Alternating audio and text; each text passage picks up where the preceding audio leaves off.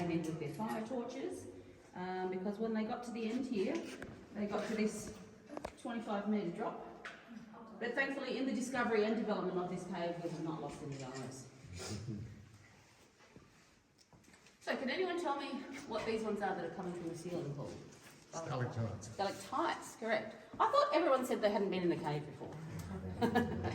You've done your research, people. Stalactites because they're holding on tight to the ceiling, which makes the ones coming from the floor Stalagmites. stalagmites, because they Because they might reach the roof. reach the roof, that's right. As you can see here, some of these have got flat bottoms. That's not natural, obviously. Back in the day, the guides were actually souveniring. So on the way out, they'd snap one off and give it to you to take home as a little present. And you're going to do that today? No. It's actually now a federal offence, a $15,000 fine and 5 years in jail. So yeah, please don't touch anything. Yeah.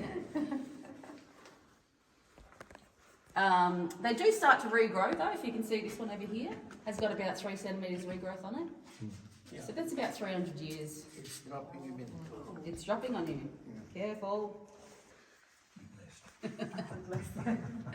Also, because this is a solution cave, which means it's made from water, yeah? So the water comes from the forest floor above us, drips down and creates these, and hence why you get two. The fairy godmother's not going to give you $2 for it, so there's really not much point.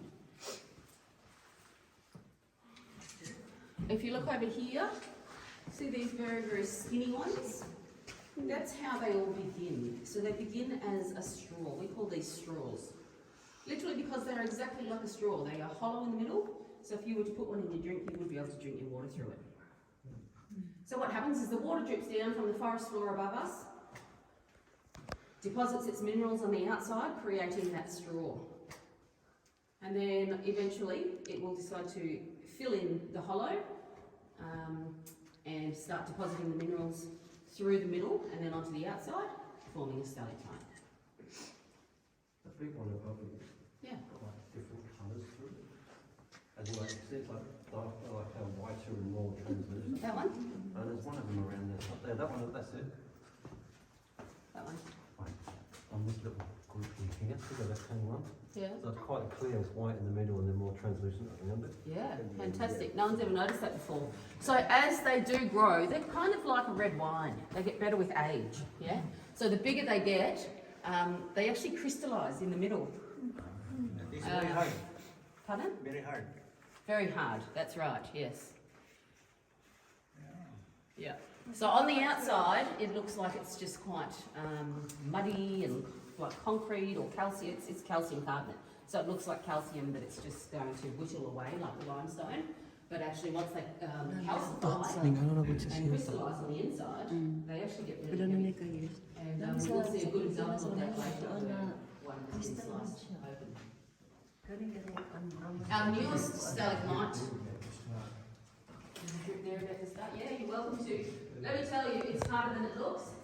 If you think that you can line yourself up, I always get it up the nose and the eyes. Our like, central line of gravity is a bit warped, especially when you're looking up like that. So this little white dot here on the floor is actually our newest stalagmite in the cave. He's 27 years old.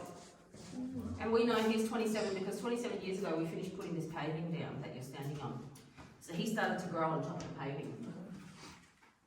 He's probably been stepped on a few times, so he could have grown a bit faster, but he's a millimetre tall and he's 27 years old. So the growth rate for these guys is 1 mil to 7 mil every 100 years.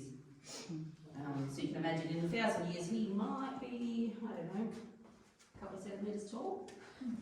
At that point I reckon we'll probably also give you a free ticket. But I wouldn't want to be alive in 1,000 years. Okay, how's everybody feeling? Good. Yep. Not too cold anymore? No? How's everyone?